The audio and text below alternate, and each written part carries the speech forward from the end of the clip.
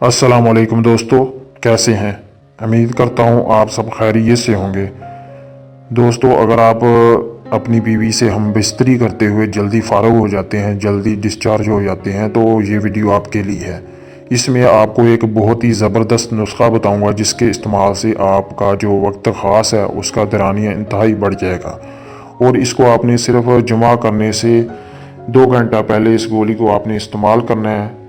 और इसका किसी किस्म का कोई साइड इफ़ेक्ट नहीं है जी, ठीक है। ये बिल्कुल देसी नुस्खा है, तो इसको इस्तेमाल करें। और जो अंग्रेज़ी गोलियां वगैरह होती हैं उससे आपकी जान छूट जाएगी। उसको आपने बिल्कुल नहीं इस्तेमाल करना, वो आपके लिए बहुत ही नुकसानदा होते हैं।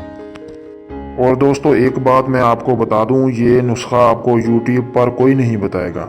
बहुत ही बढ़िया नुस्खा है, इसको तैयार करें और इसको एंजॉय करें, ठीक है। और मुझे दुआ में याद रखना। तो अगर इसको ख़ुद नहीं बना सकते तो मुझे भी आप बता सकते हैं, मैं आपको बनाकर ये जो नुस्खा है वो आपको भेज दूंगा।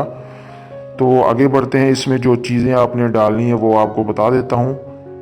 दोस्तों, जो चीज़ें मैं आपको बताने लगा हूँ इसको नोट कर लें। पहले नंबर पर शंगरफ, उसके बाद जोज़बुआ, और उसके बाद अकरकरहा, और उसके बाद अफ्यूम, दारचीनी, और सब के आखिर में ज़ाफ़रान, ठीक है। ये तमाम चीज़ें आपने हम वज़न लेनी है। अगर 3 ग्राम लेना चाहते हैं, जितनी आपकी मर्ज़ी है, ठीक है।